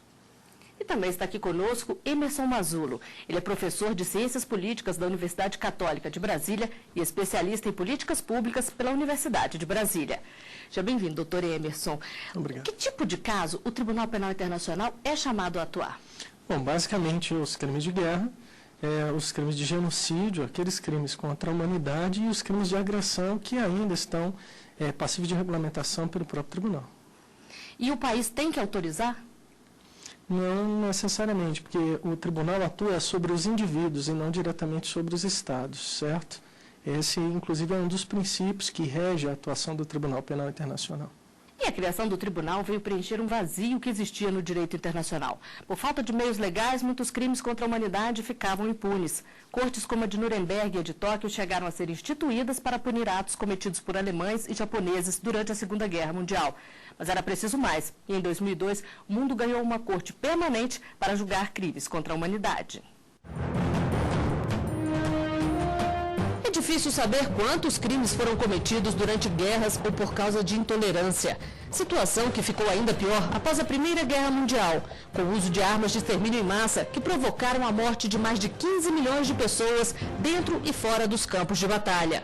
Em 1998, a comunidade internacional alcançou um importante marco, quando 120 estados adotaram o Estatuto de Roma, base legal para a criação do Tribunal Penal Internacional em 2002. A preocupação com a proteção dos direitos humanos começa, na verdade, com a elevação desse princípio no sistema das Nações Unidas.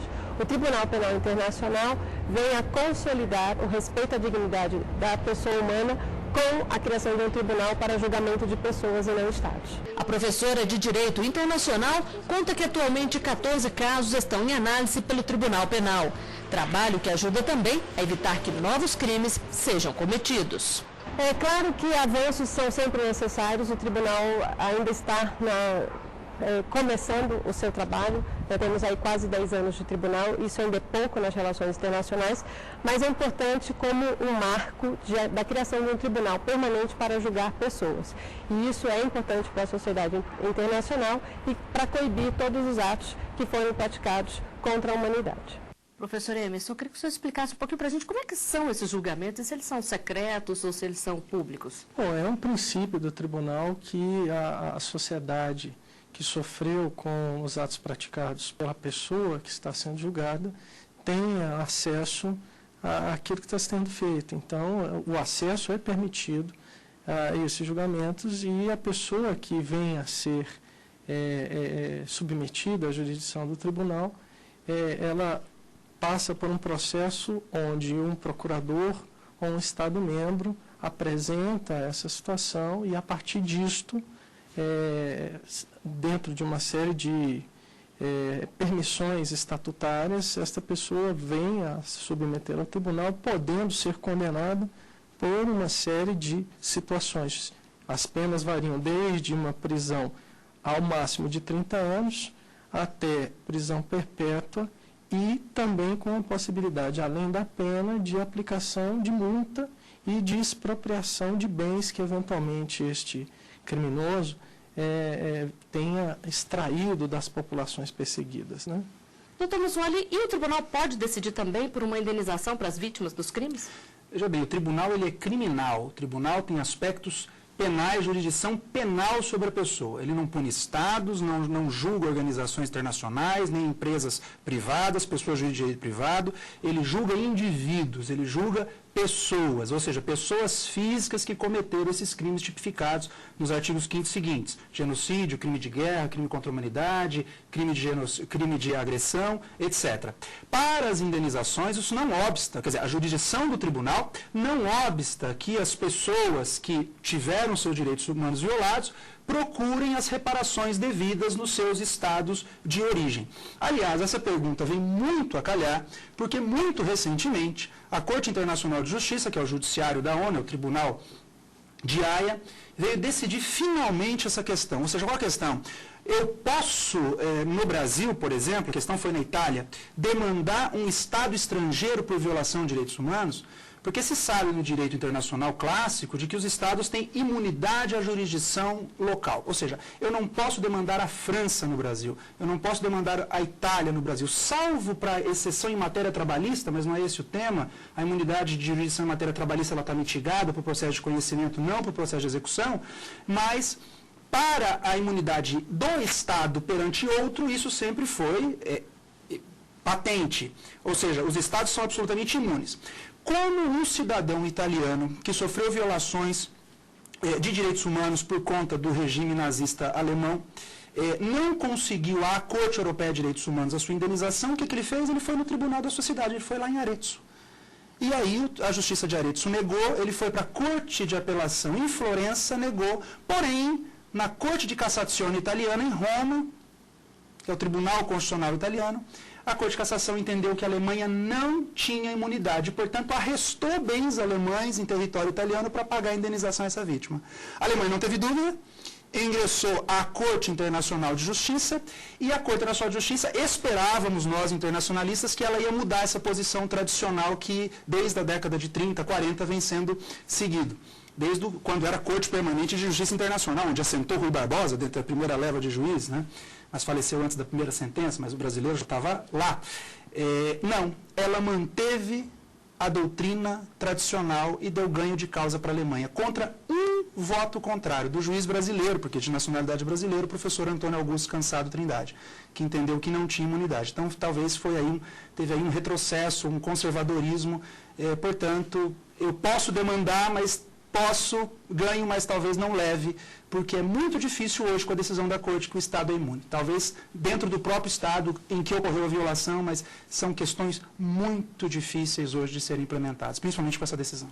Agora, professor Emerson, a criação da Corte, o Tribunal Penal Internacional, ele tem poder para julgar casos que aconteceram também antes mesmo da criação dele? Como é que funciona? Não. A competência dele é para julgar crimes que sejam cometidos após a sua criação. Não há competência, não há legitimidade do tribunal para atuar em situações anteriores à sua criação, né? E ele se funda em princípios. Até a gente está comentando sobre isso, o principal deles é o da complementariedade, como bem explicou o nosso doutor. Ou seja, eu só vou atuar como tribunal se o Estado daquele indivíduo que está sendo acusado, ele foi omisso ou não atuou de maneira a punir satisfatoriamente aquela pessoa. Esse é o principal dos princípios. Depois a gente tem a questão da universalidade, ou seja, todos os países que são signatários da Corte, eles se submetem a essa jurisdição. Aí nós temos princípios como a questão da não importância da posição política da pessoa julgada. Não importa se ele foi governador, presidente, etc. Ele não terá privilégios em relação a isso. Não existe imunidade nesse caso. Não existe. O comandante, mesmo não estando presente no campo de batalha, no caso dos crimes de guerra, ele é responsável porque ele tinha a obrigação de impedir e mover todos os esforços para que isso não acontecesse. Então, quer dizer, são alguns dos princípios em que se funda a Corte e que trazem essa questão a partir do momento em que a Corte foi criada para frente, porque o primeiro momento em que se tentou criar uma Corte foi lá no Tratado de Versalhes para punir o Kaiser alemão e os seus oficiais. Chegou a haver o Tribunal de Leipzig, mas a coisa não foi à frente. E então a sociedade internacional começou a batalhar para que isso se... E até esse tema, se me permite, que é colocado pelo colega, ele foi um grande avanço no TPI, que foi uma discussão dentro da Comissão de Direito Nacional da ONU, foi um ponto muito discutido e quase que não aprova, que é o artigo 27, né, que o colega se refere, porque ele tira toda a imunidade, toda. Então, a do Estado continua, como vimos pela Corte, mas a do indivíduo, então não importa o cargo, não importa se ele é chefe de Estado, chefe de governo, funcionário público à época, ou seja, o tribunal retirou as imunidades colocadas pelas convenções de Viena de 1961, as imunidades clássicas diplomáticas. E ele diz, o Estatuto, não há imunidade pelo direito interno e não há imunidade pelo próprio direito internacional. Então, esse é um aspecto tão importante ser ressaltado, o tribunal se coloca aí como supra-internacional, supra-constitucional, se pudéssemos fazer esse paralelo. Então, retira as imunidades. Não há pessoa imune perante o tribunal. E quem é que pode provocar a atuação do tribunal? O tribunal tem um procurador, que é o promotor, é chamado apenas de procurador lá no Estatuto de Roma de 98. E esse promotor, dito procurador, ele é que provoca a atuação do tribunal. E ele tem uma ampla competência que está sendo usada na prática, é bom que se diga, para investigar, para fazer investigar, para colher provas, para escutar testemunhas, para ir em loco, né, analisar a situação e, portanto, propor ao tribunal tanto as medidas iniciais quanto depois as medidas finais de condenação. O que são as medidas iniciais? Por exemplo, uma ordem de prisão, ou uma medida cautelar, etc., como aconteceu agora pela primeira vez no caso do Sudão, né, o presidente do Sudão, Omar al-Bashir. Professor, para a gente esclarecer aqui, qual que é a diferença entre a Corte Internacional de Justiça e o Tribunal Penal Internacional? O Tribunal Penal Internacional atua fundamentalmente em relação às questões ligadas a crimes contra a humanidade, crimes de agressão, crimes de guerra, ou seja, ele tem uma atuação estritamente penal e tem um foco nos indivíduos e não diretamente nos estados. Tem funcionado bem? Bom, o tribunal está começando, agora são um pouco mais de 10 casos que estão sendo analisados pelo tribunal. Não há ainda nenhuma condenação, não saiu a primeira sentença ainda. O tribunal ele enfrenta dificuldades. A primeira dificuldade é a boa vontade política dos governos também, porque, não obstante o Estatuto prevê uma cooperação, é muito difícil uma cooperação com estados que não são parte do Estatuto, por exemplo. Me referi agora há pouco ao Sudão, e isso foi um outro avanço, né, da Justiça Internacional, quer dizer, emitiu uma ordem de prisão para o presidente da República em exercício, de país, de estado que não ratificou o Estatuto de Roma. Agora, imagine como que se operacionaliza essa ordem de prisão. Como é que se operacionaliza uma coisa assim? É muito difícil, depende de uma cooperação internacional para que se possa arrestar a pessoa. No caso do Milosevic, né, levaram ele à fronteira e depois, atravessada a fronteira, deram voz de prisão e levaram a cela em Haia. E no próximo bloco você vai saber mais sobre o Tribunal Penal Internacional. O artigo 5º volta já.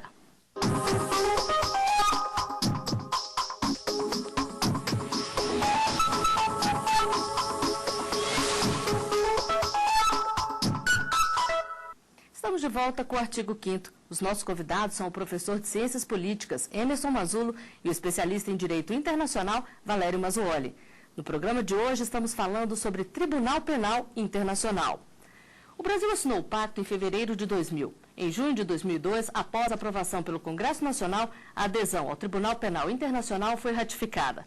Com isso, nos tornamos o 69º Estado a reconhecer a jurisdição do Tribunal, que é uma instituição independente e, apesar de não fazer parte das Nações Unidas, mantém uma relação de cooperação com a ONU. Professor Emerson, por que um país tem que aderir ao tribunal para que ele possa atuar? Porque é uma questão de legitimidade, uma questão jurídica. Eu tenho que ser signatário para que eu me submeta à esfera de competência jurisdicional do tribunal, né? Mas isto não impede que chefes de estados não signatários, como no Sudão, e bem colocou o doutor Valério, eventualmente venham a sofrer determinações judiciais de prisão, por exemplo, ainda que efetivamente haja dificuldade para que essa determinação se cumpra, não só em razão do Estado não ser signatário, como em razão da própria circunstância. Você prender um chefe de Estado de um Estado que não é signatário do tribunal é algo que envolve uma estratégia e uma cooperação internacional muito grande. E até complementando, essa questão, na verdade, colocada pelo professor Emerson, foi uma construção, né? Isso se construiu, quer dizer, acabou se entendendo o seguinte: o TPI precisou das ratificações X para funcionar. Mas depois que ele entrou em funcionamento por essas ratificações, ele tomou vida própria e agora ele tem jurisdição universal sobre todo mundo. Então esse foi o ponto. Ainda, isso se construiu também. Ainda que tenha havido a necessidade das primeiras 60 ratificações para o tribunal ter entrado em vigor, depois dessas 60 a sua legitimidade está estampada e aí sim ele emite ordem de prisão, por exemplo, a presidente de país que não foi signatário do tribunal. Isso nos leva a entender, nos leva, nós internacionalistas, de que o tribunal ele tem realmente aquela jurisdição supranacional falada, que alguns tribunais pretendem, mas às vezes não têm. E o Tribunal Penal Internacional sim. E dentro do direito brasileiro, isso não teria outra maneira de compreender isso, senão entendendo que o tribunal é supraconstitucional. Né? Quer dizer, então, que ele tem atuação, ele tem poder de atuação até mesmo nos países que não aderiram hoje em dia. Perfeitamente, porque senão não teria sentido um Tribunal Penal Internacional para poucos. Quer dizer, se a sociedade internacional se dignou a legitimar uma Corte Penal Internacional com caráter permanente, jurisdição universal, que seja para o universo de todos os estados, né? E claro que as grandes violações de direitos humanos Claro que todos violam direitos humanos, mas o que se está presenciando é que justamente os países que não ratificaram é que tem violação massiva de direitos humanos. Isso não poderia ser um impeditivo do tribunal de funcionar. Então o tribunal já existe, demandou as ratificações, ou seja, o voluntarismo do direito internacional estava na gênese, mas agora é o objetivismo. Agora objetiva-se a história e o tribunal passa a ter essa atuação efetivamente universal. Tanto que se pode até acionar o Conselho de Segurança das Nações Unidas, por essa cooperação mantida entre o Tribunal e a ONU, para que preste apoio nestas situações, nesses casos de países não signatários, que têm pessoas, cidadãos de seu país, que praticaram crimes previstos dentro do Estatuto do Tribunal e que precisam ser julgados, né? Como é que é a composição do tribunal? Os países que aderiram têm sempre um representante lá? Como é que funciona na prática? Você tem a eleição dos membros da corte, dos juízes que vão julgar os casos e há uma rotatividade entre os juízes em relação aos países signatários, né? Então há uma rotatividade na ocupação do cargo por juízes desse país, até porque o número de juízes é bastante inferior em relação à quantidade de países. Hoje são aproximadamente 110 nações, um pouco mais, eu acredito, signatários. E como é que tem sido a atuação do Brasil, doutor Mozzoli? Olha, o Brasil foi um país que não tardou a ratificar o Estatuto de Roma, né? O Estatuto é de 98, o Brasil já ratificou em 2002. Eu me lembro que alguns espectadores internacionais diziam, olha, para conseguir esse quórum de ratificações, você vai chegar lá por 2020, 2030, e não, e foi muito rápido, quer dizer, teve uma resposta da sociedade internacional. E merece destaque também que o Brasil teve uma grande participação nas discussões, inclusive um professor, um grande professor, que é o nosso consultor jurídico de Itamaraty, o professor Cachapuz de Medeiros, né? Ele foi responsável, isso é digno de nota, o professor Antônio Paulo Cachapuz de Medeiros, ele foi responsável pelo parecer da consultoria jurídica do Itamaraty, que fez com que o governo brasileiro ratificasse o Estatuto. Então, ou seja, mostra um empenho também do Itamaraty.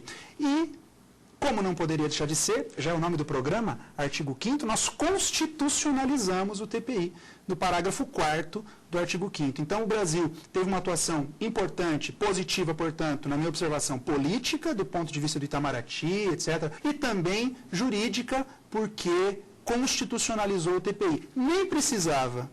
Não era necessário colocar o TPI dentro da Constituição para que nós nos sujeitássemos à jurisdição do tribunal. E o fizemos como prova da legitimidade do Tribunal Penal Internacional.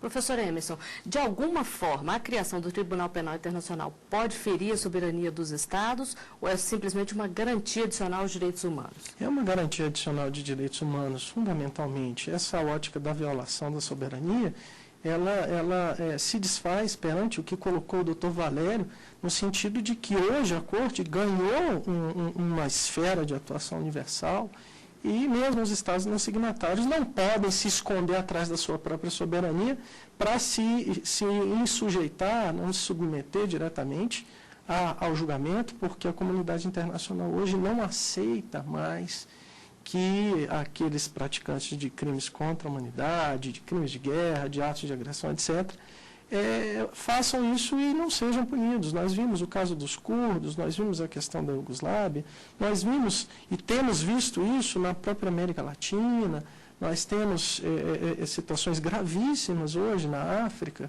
e não dá mais. Por isso eu acho que o tribunal ganhou vigor nas suas decisões e hoje a gente consegue ver, como bem colocou o doutor Valério, uma atuação forte até contra chefes de Estado no exercício do cargo. E nas ruas as pessoas falam sobre o Tribunal Penal Internacional. A equipe do artigo 5º foi conferir as opiniões. É bem importante, né? Porque até mesmo a gente tem um trabalho dentro do próprio país. A gente não está livre disso acontecer aqui dentro, né? Acho boa a ideia. A gente já tem tantos tribunais que julgam tantas coisas importantes, e isso é importantíssimo também. Acho que seria bem mais fácil punir, porque aí as pessoas iam se conscientizar mais. Mais fácil não é, mas há regimentos no país ou quanto fora para isso. É muito importante ter esse tipo de tribunal exatamente para julgar essas coisas. Porque cada país tem uma diferença de guerrear, né? Tem que ter alguma coisa mesmo. Não pode ficar em branco, não. Professor Emerson, então agora a partir da criação do Tribunal Penal Internacional, já dá para a gente dizer que não fica mais em branco um crime grave como esse? A gente pode considerar que a comunidade internacional de direitos humanos não vai deixar que isso passe em branco. E o principal mecanismo no âmbito criminal é o Tribunal Penal Internacional. Então, com a criação do tribunal e com o avanço das suas deliberações, não ficará mais impune nenhum tipo de ato, ainda que haja dificuldade em se cumprir a determinação judicial, ela não vai deixar de ser exarada e a comunidade internacional não vai deixar de recorrer ao tribunal através do seu procurador e dos trâmites legais estatutários, regimentais, mas a gente pode dizer que nada mais passará impune nesse âmbito por conta da criação do tribunal. Professor Mazzoli, está se criando uma nova conscientização na população, de uma maneira geral, com a criação desse tribunal? Ainda pouco, né? Quer dizer, a matéria de direito internacional já é pouco difundida, e especialmente nessa ótica tão, entre aspas, abstrata, né, para a população em geral. Mas o que é importante, e aí, repito, foi a constitucionalização do TPI, ou seja, ter inserido o Tribunal Penal na Constituição. Isso dá mais legitimidade a nós e fica mais público, né? Fica mais visualizável para a população em geral. Ou seja, as pessoas estão mudando muito para melhor. Os seres humanos estão percebendo do valor que têm e estão vindicando, reclamando seus direitos nas cortes e nos tribunais de direitos humanos. Então, quando se pensa que é só um letrado, uma pessoa estudada, que sabe do acesso aos tribunais, o que eu tenho visto na prática é exatamente o contrário. Ainda com dificuldades, claro, isso muito lentamente, mas as pessoas, elas têm consciência de que podem buscar as suas reparações perante os foros internacionais, que nós estamos falando de tribunal, mas poderíamos estar discutindo aqui os tribunais regionais de direitos humanos, a Corte Europeia, a Corte Africana e a nossa Corte Interamericana de Direitos Humanos. Eu recordo aqui muito rapidamente que a primeira condenação do Brasil no sistema interamericano de direitos humanos, o caso Damião Ximenes, né, isso a irmã da vítima, que morreu numa casa de repouso em Sobral, no estado do Ceará, por enfermeiros ali, que era um hospital ligado ao SUS, portanto tinha responsabilidade da União ali dentro, ela, por um e-mail enviado à Comissão Interamericana de Direitos Humanos em Washington, aquilo foi autuado como petição. Imagine, que coisa maravilhosa, aquilo foi autuado como petição inicial. Claro que depois uma equipe de advogados fez a petição tecnicamente, mas autuou-se a Comissão Interamericana de Direitos Humanos como petição inicial que deflagrou um processo contra o Brasil até a vítima, a mãe, o pai, a irmã e o irmão serem indenizados economicamente em 160, 170 e poucos mil dólares convertidos em moeda nacional. Quer dizer, isso mostra que ainda é pouco, mas o avanço, sim, já chegou no seio popular e é essa a finalidade da justiça, abranger a grande e carente massa popular que demanda, que precisa de justiça dia a dia, principalmente em violações de direitos humanos. Isso que aconteceu também pode acontecer perante o Tribunal Internacional? A própria estrutura jurídica do tribunal estabelece que a sua atuação é sobre o indivíduo e não sobre o Estado. Então, sob essa ótica, falando de Tribunal Penal Internacional, sempre você vai haver a representatividade contra a pessoa que praticou o ato. Mas uma pessoa comum pode fazer essa denúncia, pode tomar essa iniciativa? Através do procurador do tribunal, ela pode sim fazer essa denúncia, através do seu país, através da diplomacia do seu país, ela pode encaminhar isso ao procurador do tribunal para que, a partir dele, isto tome trâmite dentro do tribunal, não é? Até o tribunal tem feito, complementando o que Emerson está dizendo, o tribunal tem feito ultimamente até audiências públicas, sim, reunindo pessoas para que possa tomar ciência da situação, e aí sim, como bem colocou o Emerson, pela atuação do procurador, mas as pessoas vão até o procurador. E hoje, vamos dizer a verdade, com os meios tecnológicos, com os meios eletrônicos de comunicação, a situação facilita muito. E hoje, não é difícil, nunca foi, mas hoje menos, de se comprovar uma violação de direitos humanos. Hoje, com os meios tecnológicos, em que no aparelho celular você tem uma câmera filmadora em HD, hoje as violações de direitos humanos, hoje o material eletrônico que se tem de comprovação de violação de direitos humanos é uma coisa assim que é quase que incontestável, sabe? Então, a população, isso é a sociedade civil, portanto, isso é uma vantagem da sociedade civil. A facilidade de chegar hoje, essas denúncias às cortes internacionais, muito mais do que antigamente. E nesse sentido, as redes sociais, que têm acompanhado a Primavera Árabe, por exemplo, estão de olho no Egito, porque se o Estado egípcio não for capaz de julgar o seu presidente, com certeza o Tribunal Penal Internacional irá avocar para si essa situação. Então, espera-se que o Egito dê o exemplo e que as outras nações que conseguiram tirar aqueles líderes ditatoriais também possam exercer a sua jurisdição de maneira efetiva, satisfazendo o ânimo da população. Porque se isso não acontecer, qualquer pessoa deste país ou desses países poderá procurar, nesses momentos onde o tribunal procura hoje se aproximar da sociedade e não ficar naquela posição reativa, o tribunal hoje ocupa uma posição proativa, como bem falou o doutor Valério, qualquer cidadão então vai poder informar, olha, o julgamento daquele líder não foi um julgamento idôneo, não houve a reparação efetiva, apresenta os fundamentos, o procurador recebe e a corte vai atuar, podendo até determinar uma pena bastante diferente daquela que efetivamente tenha ocorrido e que não tenha satisfeito o interesse da sociedade e a opinião internacional. Bom, com essa explicação, nós chegamos ao final de mais um Artigo 5º. Doutor Emerson Mazzulo, doutor Valério Mazzuoli, agradeço a participação de vocês aqui conosco e a gente se vê na semana que vem. Até lá.